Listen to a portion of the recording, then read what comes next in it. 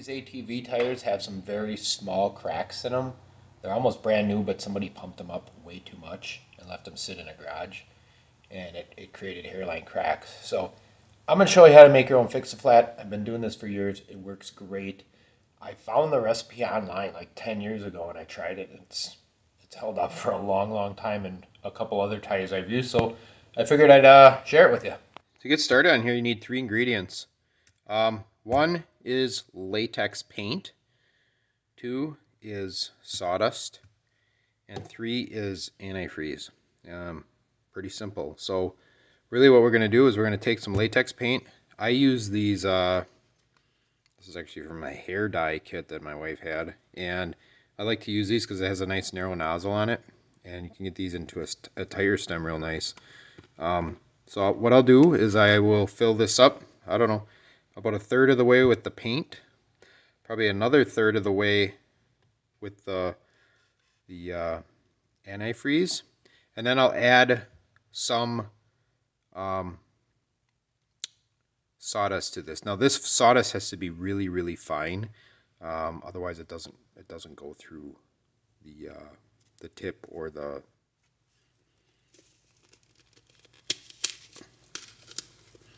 I shook this up prior to, so it shouldn't be too lumpy.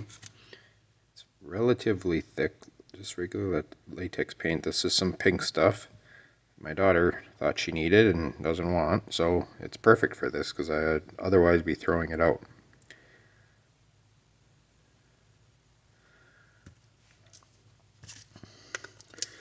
And like I said, this works quite well. I've used it in ATV tires, lawn tractor tires, stuff like that, and it seals them up, and it lasts for years. I've never had a problem with it. The antifreeze is in there to keep it from freezing in the winter. Obviously, it's actually serving the purpose that it's made for, because you want this to stay fluid pretty much all the time. That way, it can continue to seal as it ages the tire. So what I do is typically I'll shake this up when I've got these 2 ingredients in there.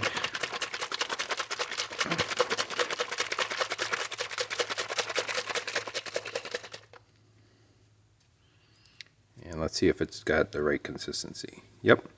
So what you see is it kind of spreads, but it's not super runny, and it's also not clumpy.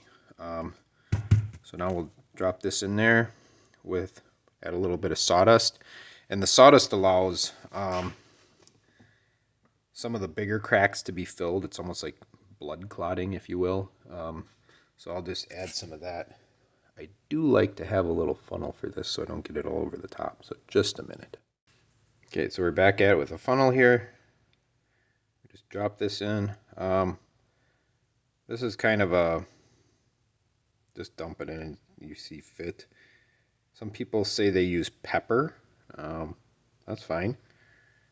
I've used sawdust and it seems to work fine for me. Like I said, the finer the better though. Okay, and then I'm typically gonna stir this because I don't want to get the tip all plugged up, because I could shake it, but shaking it is not as good as stirring it at this point. Let's use a long screw. Once it gets in there, then I can shake it, but I just want the big clumps being up top. Oops. Put this on. One more good shake.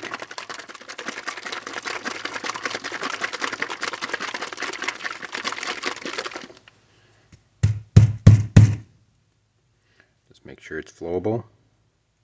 And it is. Okay. So there we have it.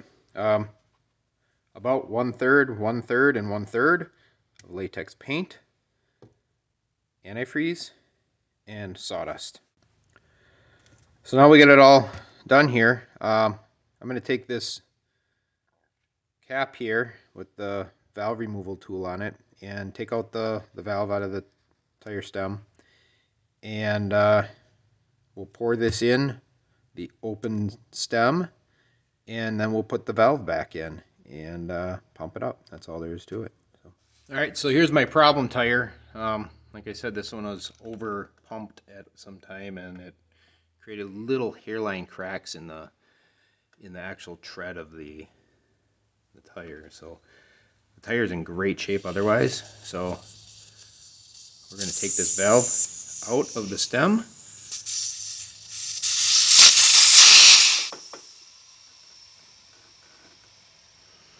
Now you want this stem to be on the, obviously, the bottom half of the tire here, because when you pour the sealant in there, you want it to go down and out. The nice thing about these caps is it gets right down in there, it gets past the stem, and I'm just going to load this up in there.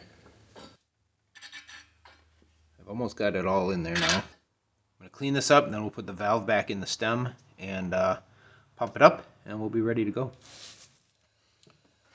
And there it is. Now, when you're running this around on a trail or your yard or wherever you use your ATV, that liquid is going to run around inside of here, and the air pressure from in the tire trying to push it out is actually going to push it into the cracks, and between the paint and the fibers from the wood, that's going to seal up that tire. If you're enjoying this content, please like and subscribe. I'd appreciate it. Thank you.